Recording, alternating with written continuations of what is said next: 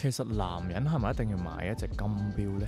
呢度我所指嘅金錶係包括買玫瑰金呢種非灰通、一啲遠望都易認到嘅貴金屬，而白金、鉑金佢哋雖然係貴金屬，但係由於同鋼有啲似，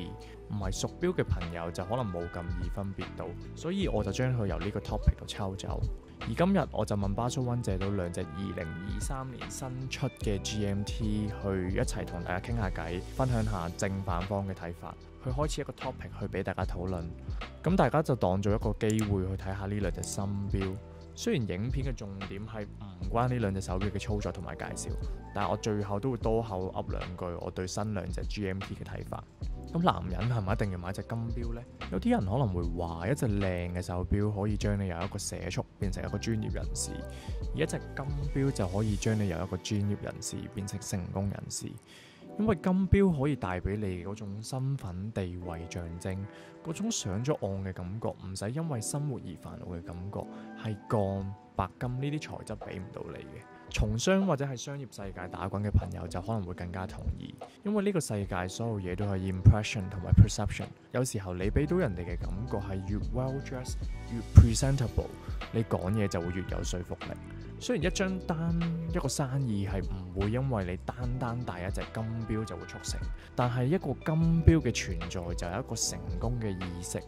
就好似你有一大嚿錢去俾一個 hedge fund manager 去管理嘅時候，你會俾一個帶住全金滴滴嘅 manager 啊，定係帶住白金滴滴嘅 manager 呢？呢個例子可能每個人都有 preference， 亦都唔係去貶低白金，而係想舉出一隻金錶俾到你嘅嗰種牽引力，有時候係其他材質未必俾到嘅。但係有人就可能會話唔係喎，金錶睇落好老土，再加埋金錶似古惑仔，舊時保險佬先會買嘅手錶。如果要講 impression， 要講 perception， 一隻金錶其實可能弄巧反拙，俾到人哋一種唔好嘅感覺。再加上而家呢個年代，鋼錶嘅價值都可以拍得住貴金屬嘅 MSRP， 手錶亦都唔單止係以勞力士為重點，唔同品牌都會百花齊放。與其用一嚿錢去買隻金嘅 Rolex，不如買隻鋼嘅 Jumbo， 或者買隻鋼嘅 Nautilus， 呢啲 aftermarket price 可能仲比一隻全金嘅 Rolex 仲要嚟得好。你俾到人哋嘅感覺可能仲更加好添，人哋可能仲覺得你更加實在同埋冇咁浮誇。再加上亞洲人嘅膚色唔夠深，其實同黃金根本都唔夾。與其夾硬買黃金，咁點解唔買 classic 同 timeless 嘅鋼呢？其實咧，小編我初接觸手錶嘅時候咧，一直都係對金錶或者間金錶咧有啲抗拒嘅。咁主要都係同大家覺得一樣啦，覺得好老土，或者同亞洲人黃皮膚嘅膚色唔算太夾。咁感覺得咧，戴得金錶咧，唔係出嚟行就係做生意做得盆滿缽滿先會買到嘅一隻手錶。我好記得我自己同一個朋友吹水嘅時候，佢就俾咗佢自己嘅全金6面 GMT 俾我啦。咁記得攞上手嗰下咧，我對金錶嘅感覺就完全改變咗啦。第一個深刻嘅印象就係重量。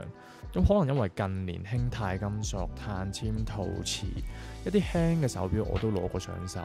但一個重嘅手錶，一個更加實在嘅手錶，嗰下咧我就感受到咩叫做真正嘅分量，咩叫做物料上嘅質感。咁正係因為呢個質感咧，我就開始留意多咗金錶，而且我相信手錶嘅未來其實係關於佢嘅稀有性。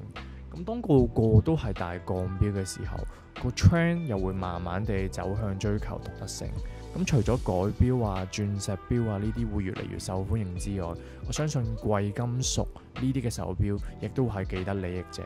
咁到時金錶又開始普及翻嘅時候，金錶又係咪變得冇咁老土呢？歡迎大家就男人係咪一定要有一隻金錶呢個 topic 去分享下你嘅意見。咁女士們咧，你哋都可以講下你哋嘅 perspective， 講下你身邊嘅男人係咪一定要有隻金錶，或者你自己女仔係咪都要有隻金錶呢？最後我就想快講下呢兩隻 GMT。咁今次重出翻黃金同埋金紋樣呢個版本嘅時候呢，其實我覺得佢一啲都冇舊時嘅手錶俾我嗰種老土嘅感覺。咁珠帶同埋間金呢本身，或者珠帶同黃金呢，其實本身都俾到一個 vintage 嘅感覺，但係新嘅灰黑圈呢，就俾到一個新嘅 refreshing 感覺俾我，再加埋新新錶嘅比例，所有嘢呢，咁我覺得呢隻錶呢，既俾到一種現代感俾我，又俾到一種 vintage 嘅感覺俾我。但係如果我自己小編去揀嘅話呢，我就會 surprisingly 去揀金萬燿呢個版本，因為呢，我覺得呢個版本呢，成個色呢係好 harmonize 嘅。最後我想多謝 Basel One 即係兩隻手錶俾我去拍。